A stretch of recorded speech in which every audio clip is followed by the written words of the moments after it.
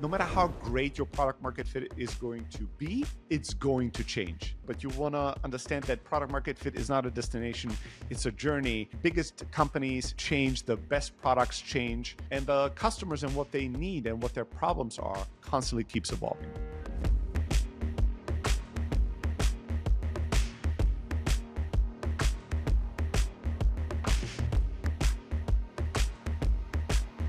Hey everybody, Desiree Echeverria here, joined once again by Steli Efti. Steli, Mark Andreessen famously said, the only thing that matters is getting to product market fit. He says the number one killer of a company is not lack of a great product, but lack of a great market. And ideally, the market should pull the product out of the startup, not the other way around. And people have been saying some version of this for like 2 decades now, right?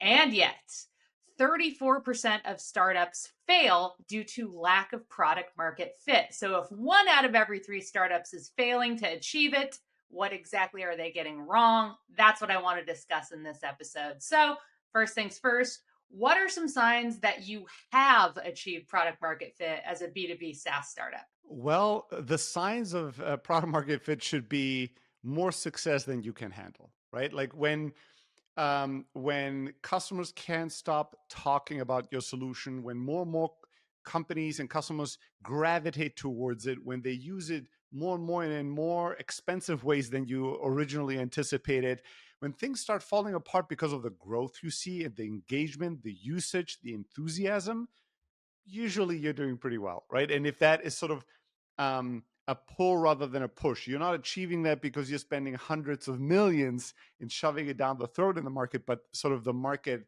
found you and you hit the nerve so well, so perfectly, and the pain is so strong, then people flock to you.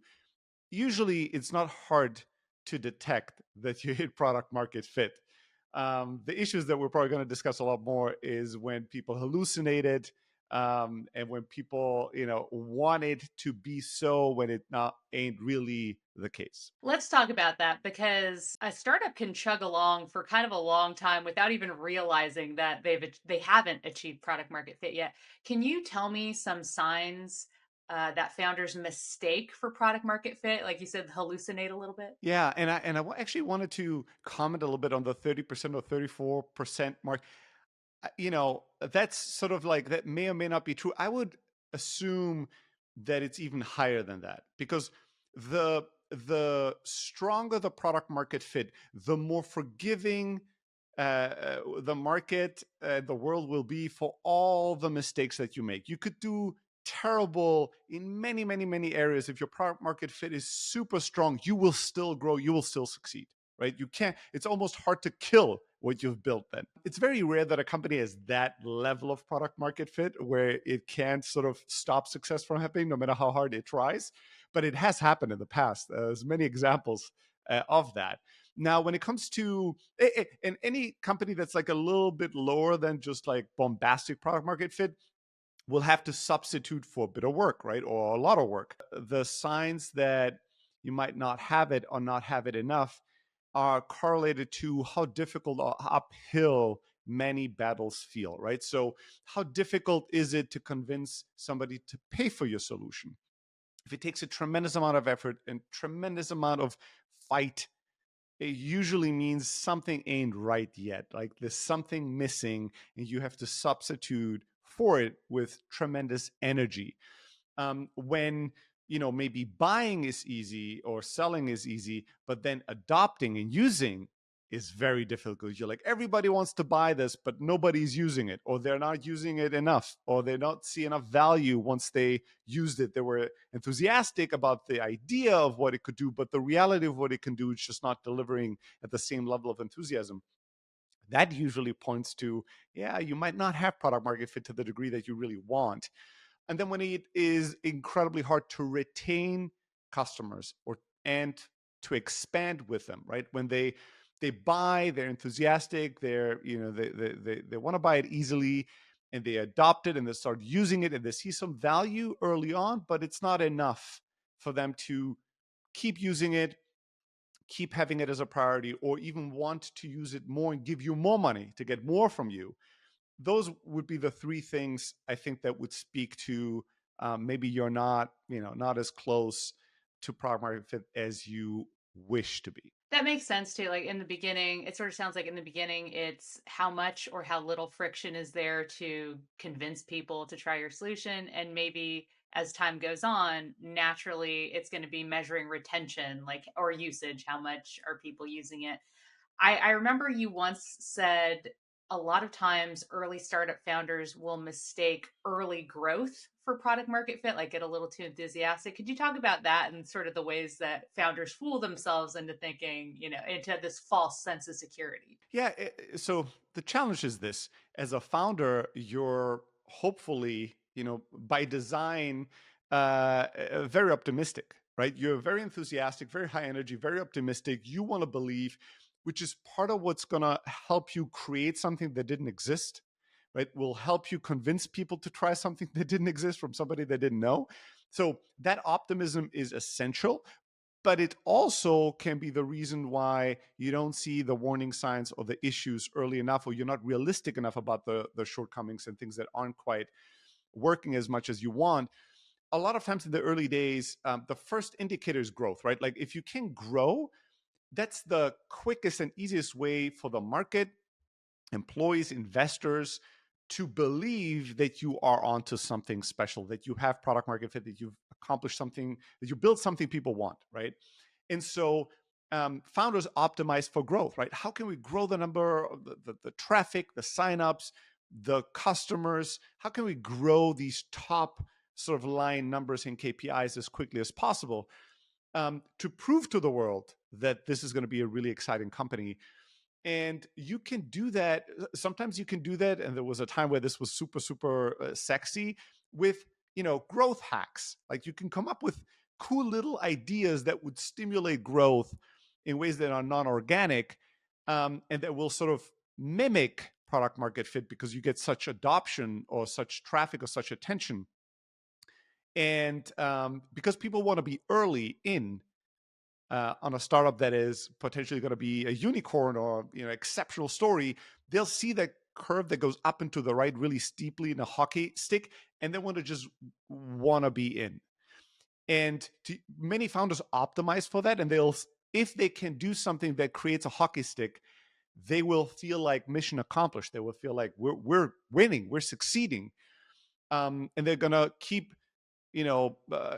drumming to investors and to other people, look, we got it, people want it, instead of asking themselves, okay, we found some neat little trick to get a lot of signups or to get a lot of traffic or to get like the number go up and to the right because we told our team find ways to make things go up and to the right. And maybe the marketing team came up with a partnership that made things go up and to the right, or maybe some engineer built a little tool that attracted a lot of signups, and that you now can tell the story around. We got all these people in the funnel, and we're going to be sort of upselling them to our main solution or product.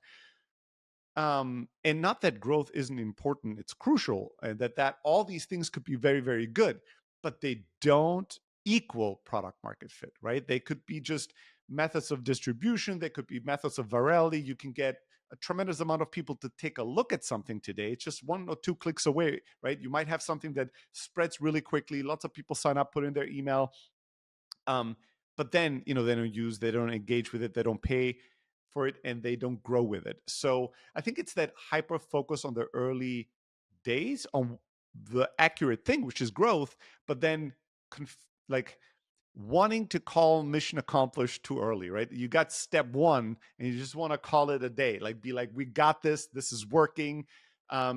It's never fun to be like, all right, we got step one, but there's a lot more steps to come. That's just not something that founders want to communicate, and then it's not something they want to believe. Yeah, you want to be out of the anxiety period as soon as possible. It's totally natural, and you do have a little bit of confirmation bias to prove you're right, right? They don't hand out certificates once you've received product market fit. There's no black belt ceremony to give you the product market fit black belt. What metrics are you actually measuring? Like the specific metrics that are like really solid signs of product market fit? Is it, a certain number of customers, level of churn, percentage of churn? Like what are the actual tactical signals founders should be looking for that can maybe ease some anxiety that like, all right, we're getting there?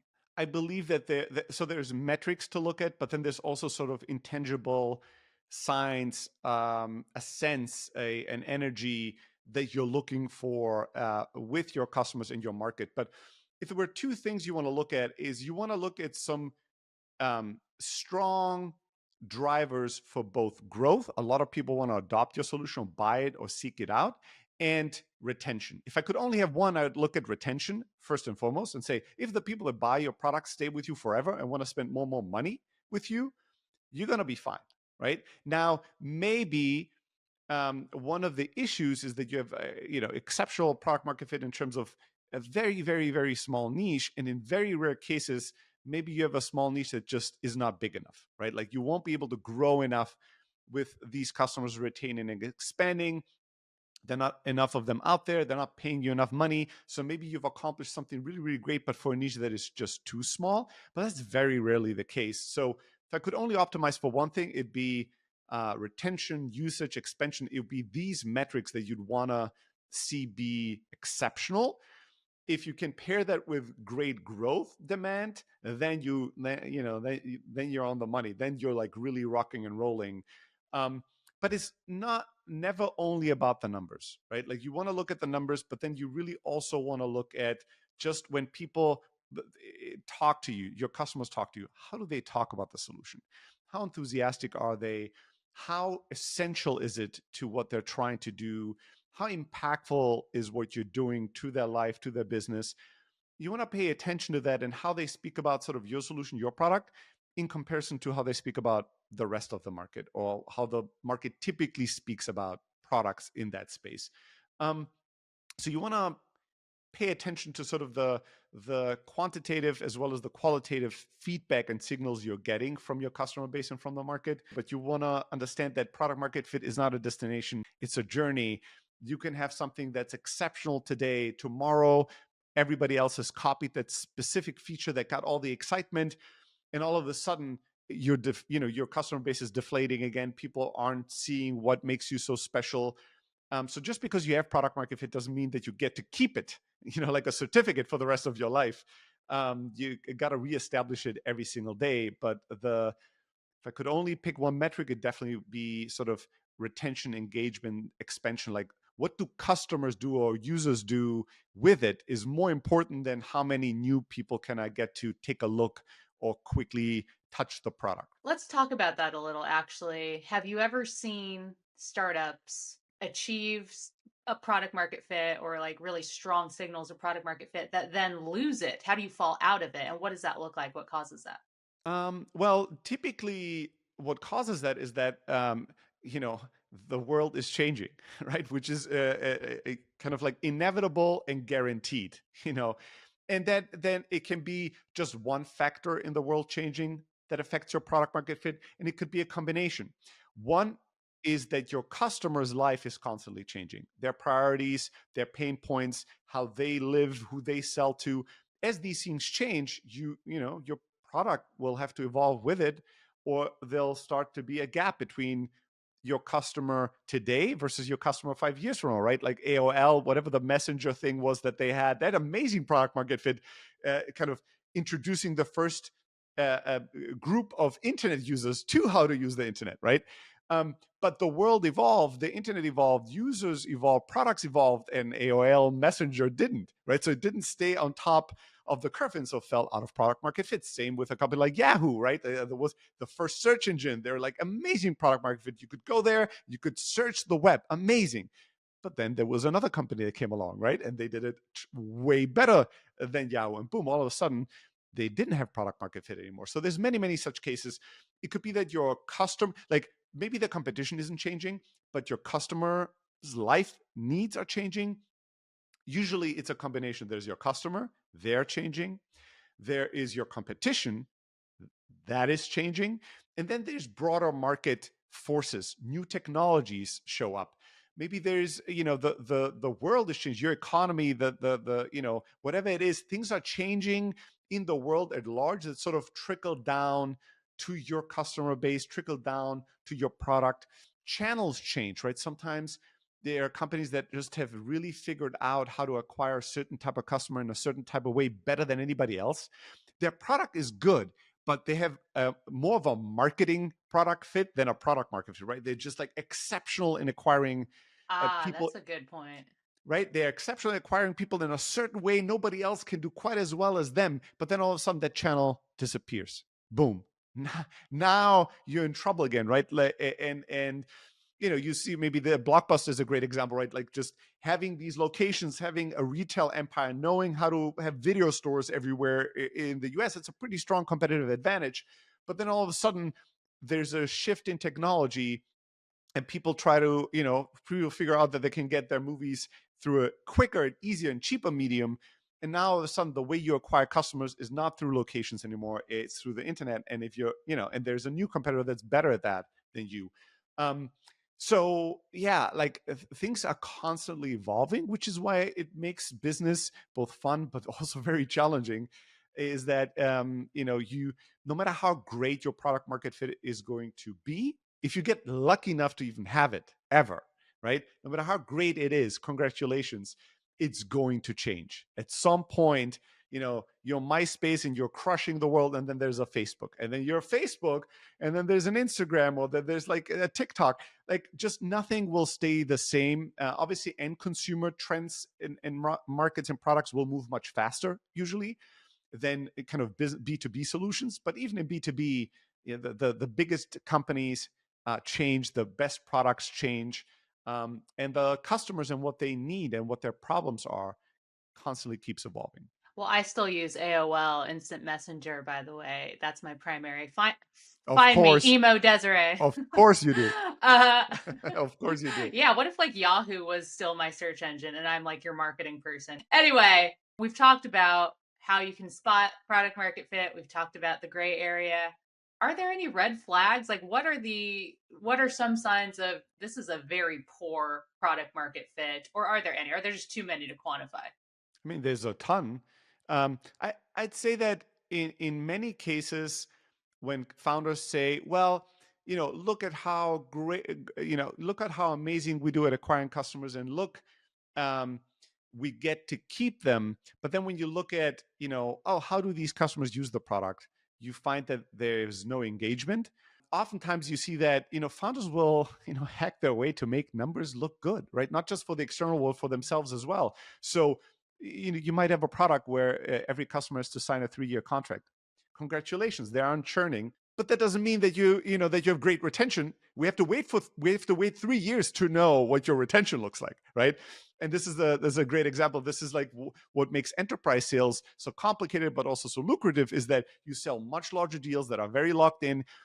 Probably, I don't know what the real number is, but 80% of all enterprise or government level software that is being bought is never used and adopted and doesn't deliver any value. But too bad. You bought this for 3 years or 5 years for multi-million dollars, and the company can still succeed even if they don't have a product that really gets the best adoption. So um, oftentimes, if the company has to do trickery to make certain metrics look better, to lock people in, to take away choices from customers to leave, that's a bad sign. And the other bad sign is that you just don't get like the enthusiasm when you talk to the customers.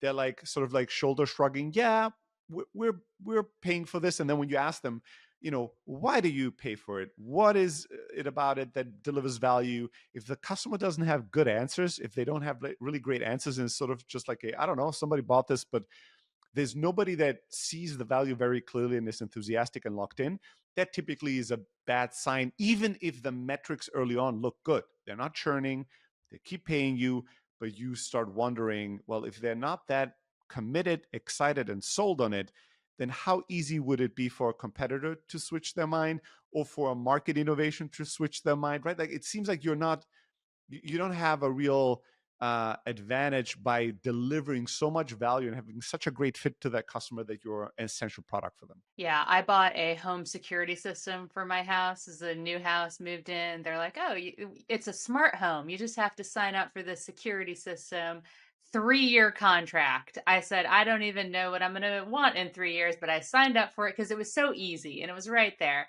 and I wanted out of it immediately. It's almost 3 years. I'm counting the days on the calendar until I can stop paying this company. But on their balance book, they're getting $50 a month from me, and I'm going to churn so fast, and I'm going to badmouth this company to everyone who's ever considering them. I'm not going to name names, but I could go on a rant. But yeah, it is the misleading thing of like, oh, it's probably a red flag if you have like this insanely long contract. It doesn't happen by accident. But I've put together a list of some not so obvious signs that you haven't achieved product market fit yet. And these are things that I've heard over the years that have always stuck in my mind. And I want you to tell me if you agree or disagree with some of these signs. All right. Number one, if your business relies on a few key accounts to survive, say you have 1,000 customers, whatever, 100 customers, whatever, and one customer is 40% of your revenue, that's a load bearing account. And if they churn, it's catastrophic, it's existential. Have you achieved product market fit if you have a few key accounts sort of making up the majority of your revenue or a large portion? It always depends, but probably no. Fair enough. Easy peasy.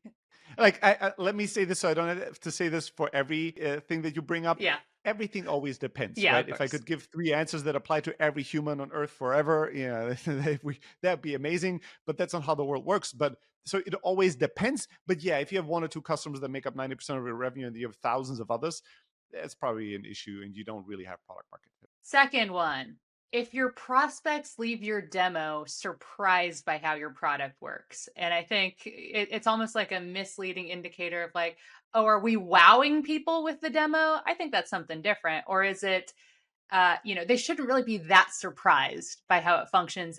I think it might mean, do you need to reevaluate your high level like value props for that product?